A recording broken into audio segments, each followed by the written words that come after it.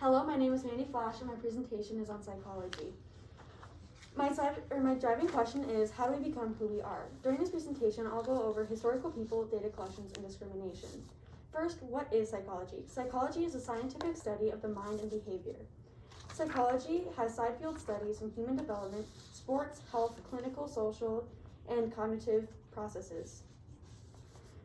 It is also important to know a little bit about historical people that had a part in psychology. William James was an American philosopher who was the founder of psychological movement and functionalism. His family was interested in psychology and philosophy, which is where he gained his interest.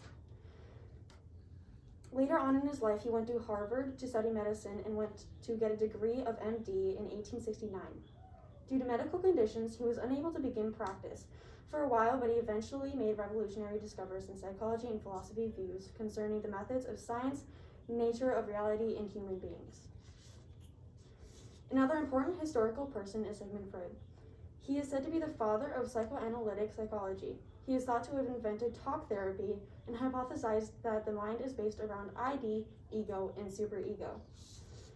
He also introduced the idea of defense mechanisms. He graduated from Sproul Gymnasium in 1873 and turned to medicine as a career. He worked with one of the leading psychologists of his day, Ernst van Broek. In 1882, he entered the General Hospital in Vienna as a clinical assistant, and in 1885, he went into neurotherapy, where he found important information on the brain. There are a lot of theories surrounding psychology. One theory is called the Erikson theory. This is an 8-stage theory of psychosocial development that describes the growth and change that occurs throughout the life that focuses on social interaction and conflict.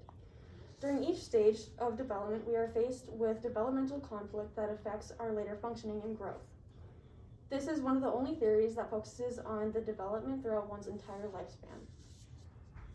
Jean Piaget is the father of the Piaget theory. This theory suggests that children move through different stages of mental development. This theory focuses on understanding how kids learn and understanding the nature of intelligence.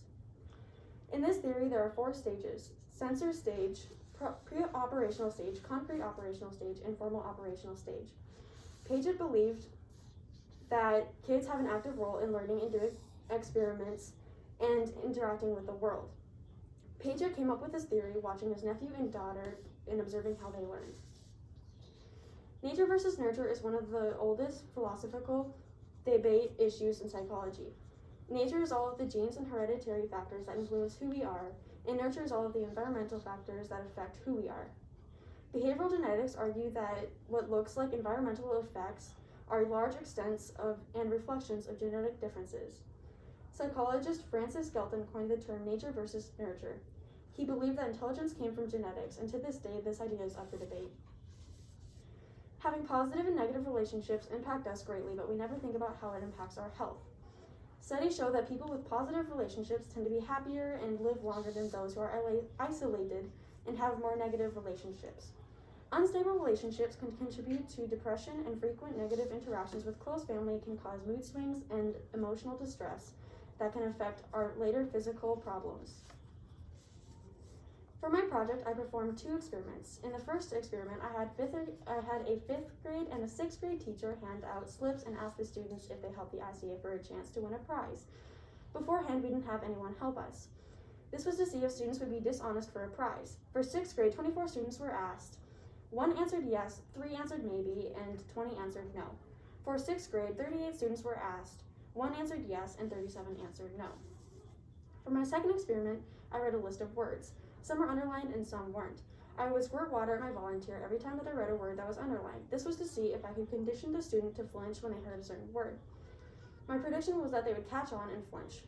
My volunteer ended up not flinching or showing any discomfort when I said a certain word. Instead, they didn't really know what was going on.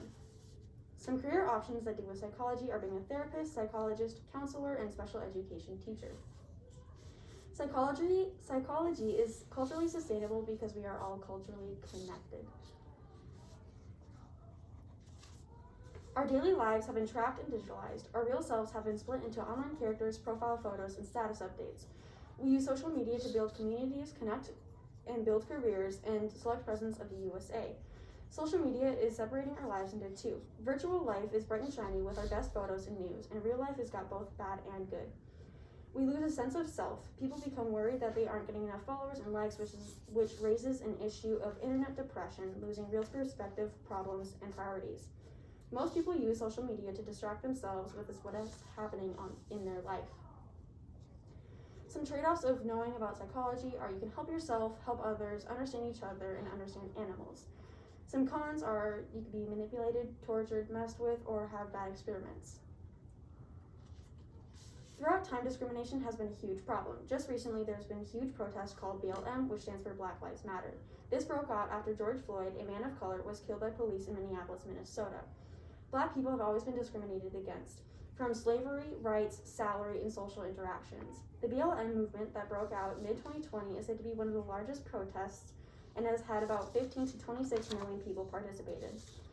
The majority of the people protesting were white, and a large share of the people were those who were earning more than $150,000 yearly. In Iran, women's rights is a huge problem. While children of Iranian men are automatically granted Iranian nationality, the law requires women to apply for citizenship for their children to go through security screening by the Ministry of Intelligence before they can become a citizen. Authorities failed to criminalize gender-based violence against females, and a bill that was made to protect women have been watered down. This majorly affects women because they can't live as freely and as safely as we can. This doesn't only affect the women, but it also majorly affects the families. Discrimination against religion is very real. There's a lot of hostility and violence against religious groups. In 2018, more than a quarter of the world's countries experienced a high amount of violence related to religion. The past decade has witnessed a sharp increase in religious tensions. Most bloody encounters were concentrated in Syria, Iraq, Nigeria, India, Pakistan, and Bangladesh. There have been conflict and discrimination dealing with religion since religion started. The Holocaust was a Nazi policy that targeted Jews. Hitler called this his final solution and meant to kill all Jewish people. The Nazis did horrible medical experiments that killed millions. They had multiple concentration camps where they detained and killed. Hitler was obsessed with the idea of a pure German race. He also wanted to end all mental illness and disabilities, so he got rid of those who didn't meet his standards. In conclusion, psychology is a big part of our lives, and you see it in everyday life, whether it's clear or not. I learned a lot from this project, and I hope you did too. Here are my sources. Thank you for listening.